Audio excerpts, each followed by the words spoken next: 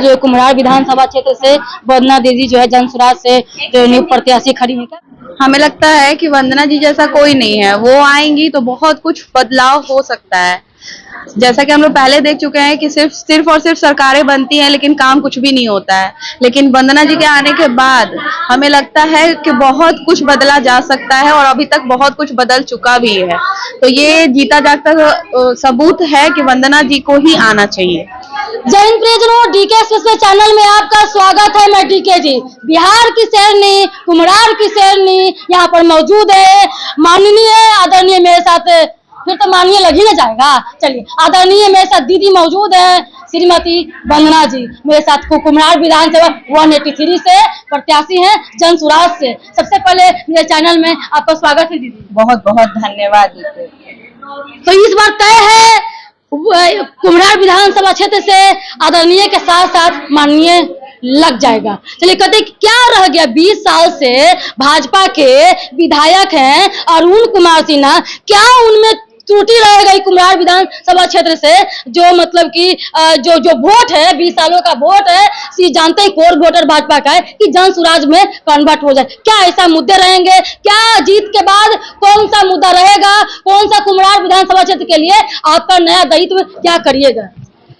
देखिए, आपने मुझसे इतने सारे सवाल एक साथ पूछे हैं तो मैं एक एक करके आपको जवाब दूंगी। पहली बात तो ये कि जो बोला जाता है कि कुम्हरार जो है कोर वोटर है बीजेपी का, तो इसको मैं बिल्कुल सिरे से खारिज करती हूँ। पिछले 35 सालों से बीजेपी की सरकार कुम्हरार में रही है, लेकिन कुम्हरार की जो स्थिति है वो किसी से छिपी पड़ी नहीं है। चाहे वो बारिश हो, चाहे वो सड़क हो, चाहे वो बच्चों की शिक्षा हो, चाहे वो राशन हो, चाहे वो वृद्धा पेंशन हो, चाहे वो बिजली की समस्या को लेकर के बात करनी हो, हर सिरे से कुम्हरार त्रस्त रहा है। और बिहार पटना महानगर जिसकी चर्चा हम करते हैं, और महानगर की जब गति ऐसी होती है तो आप मजबूरी बस एक सरकार का चयन करते आ रहे हैं। उस सरकार की ये जिम्मेदारी और जवाबदेही बनती है कि आप अपना इतना सशक्त प्रतिनिधि क्षेत्र में देते हैं जो क्षेत्र का विकास कर सके, जिसकी बौद्धिक क्षमता और शारीरिक क्षमता इतनी हो कि वो विकास के लिए तत्पर रह सके। लेकिन बड़े दुर्भाग्यपूर्ण वश ये कहना पड़ रहा है कि पिछले 20 सालों में हमारे माननीय विधायक जो हैं वो कहीं दिखते नहीं हैं। आज तक उनको किसी ने नहीं देखा। पटना डूब रहा था तब तक दिखाई नहीं दे रहे। पूरे कुम्हरार में जल जमाव है, लोग 48 घंटों से खाने के लिए परेशान थे, लेकिन कोई सरकारी सहायता उनको नहीं दी गई। और यही जन जागरूकता है कि पहली बार विगत 2019 का जो बाढ़ आया, उसके बाद जो बाढ़, अब इस बार जो जल जमाव हुआ, पहली बार हर वार्ड में पंप परमानेंट लगा के छोड़ा गया। वो कहीं ना कहीं जनसुराज का खौफ है। तो जनसुराज एक बहुत मजबूत विकल्प के तौर पे दिख रहा है और लोग जनसुराज को पसंद कर रहे हैं। यानी कि एनडीए का पलड़ा जो है डाउन होते जा रहा है, क्या लग रहा है? इसीलिए क्योंकि तेजस्वी ने कह रहे हैं कि 200 यूनिट बिजली फ्री तो कर दिए 125, 400 योजना तो कर दिए 1100 जो है। देखिए, अभी बहुत कुछ ही परिवर्तित होते आ रहा है। सिर्फ जनसुराज की बातें हो रही हैं, जनसुराज का अभियान चल रहा है। 3 वर्ष में ये देखने को मिला। आज 400 से पहली बार वृद्ध पेंशन 1100 कर दिया गया। आज 125 यूनिट बिजली कर दिया गया।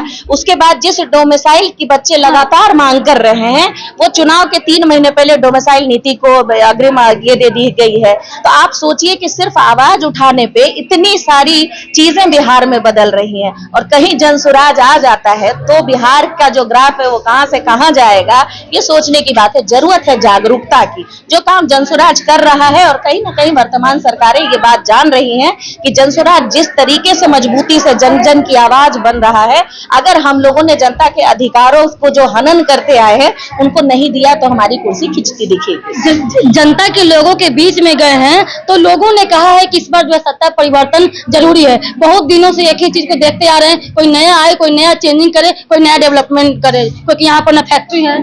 नहीं, जनता की बिल्कुल ये बात है। पिछले 15 महीनों से हम लोग भी लगातार क्षेत्र में सक्रिय हैं और लोग ये कह रहे हैं कि परिवर्तन होना चाहिए, परिवर्तन जरूरी है। जब तक आप परिवर्तन नहीं करते हैं, सत्ताधारी अगर एक ही व्यक्ति निरंतर जीतता चला आएगा तो वो आपके क्षेत्र में विकास के नाम पे कुछ नहीं करेगा, उसका विकास से कोई लेना देना नहीं है। परिवर्तन की धारा जब जब आई है तब तक बिहार में अग्रिम परिवर्तन देखे गए हैं और ये शायद 2025 उसी की शुरुआत है। तो दीदी सब तो भाजपा के, वार्ड पार्षद से लेके महापौर से लेके तो जितने सारे सब जीत के आए सब तो भाजपा के ही हैं।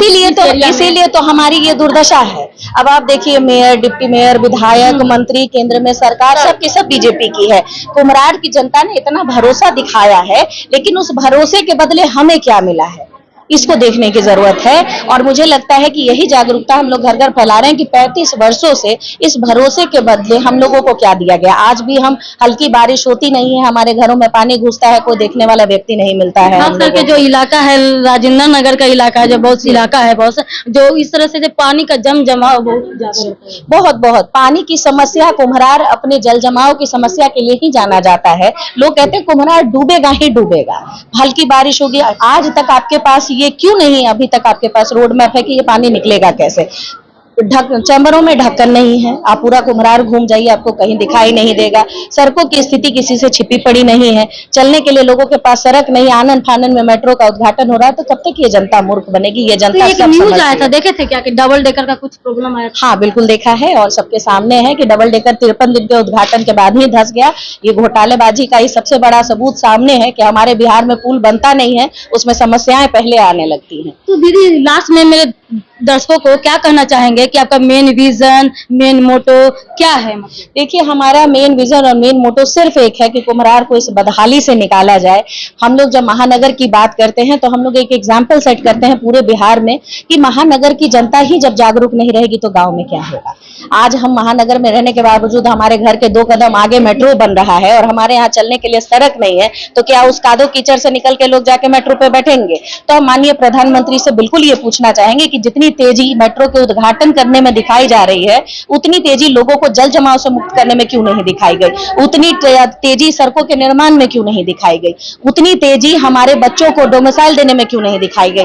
इतना मार खाने के बाद, बच्चों पे इतना अत्याचार करने के बाद इसको क्यों मंजूरी दी गई? क्या इसको हम लोग चुनावी जुमला ना समझे? तो मैं बस इतना ही कहना चाहूंगी, हाँ, कि जागरूकता जरूरी है, बदलाव जरूरी है। साथ आइए और मिलकर कुम्हरार के लिए एक मजबूती से आवाज उठा और एक विकसित कुम्हरार बनाने की ओर आगे अग्रसर रहे। बहुत बहुत धन्यवाद। यानी कि सुंदर कुम्हरार बनेगा इस बार वंदना दीदी के नेतृत्व में। देखते हैं आगे क्या होता है। जय हिंद।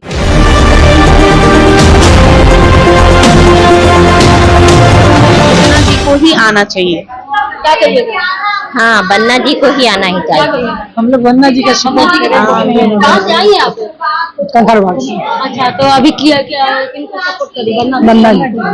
क्या कहिएगा वंदना जी के बारे में, क्या लग रहा है इस बार? वंदना जी कुम्हरार विधानसभा से इस बार अगर खड़ी होती हैं, खड़ी होंगी ही, हम लोग पूरे सपोर्ट के साथ है। और वंदना जी की पर्सनैलिटी के साथ साथ वंदना जी हैं भी अच्छी और हम जनता के साथ मिलजुल के रहने वाली भी है।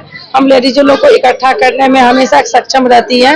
मैंने इनका फर्स्ट बार एक जनसभा देखा जो कंकड़बाग में दे रही थी, तो मैंने उनका स्पीच देख के दंग हो गई। ऐसी ही लेडीज एक बनने के अधिकारी हमारी हैं और वंदना जी के सपोर्ट हम लोग फुली करेंगे क्योंकि वंदना जी अच्छी हैं और जनसभा घर घर जाके, गांव गांव जाके, पानी में जाके, सब जगह जाके वो कर रही हैं। क्या कहिएगा वंदना दीदी को? वंदना दीदी का बहुत बहुत बहुत देख रहे हैं। हर घर घर में जाकर खुद से अपने सारे लोग के लिए काम कर रहे हैं।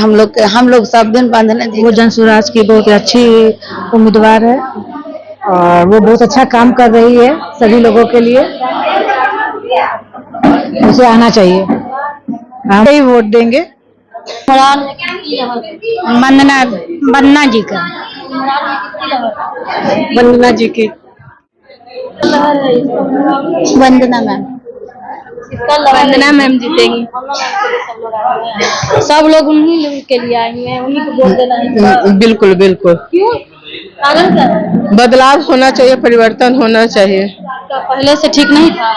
ठीक था, बेहतर नहीं था, बेहतर बनाना है, ठीक नहीं बनाना है। ठीक नहीं बनाना है, यानी ठीक नहीं बनाना है, बेहतर बनाना है। ठीक नहीं बनाना है, बेहतर से बेहतर करना है। चलिए, सावन महोत्सव में वंदना दीदी के समर्थकों का देखिए जन सैलाब।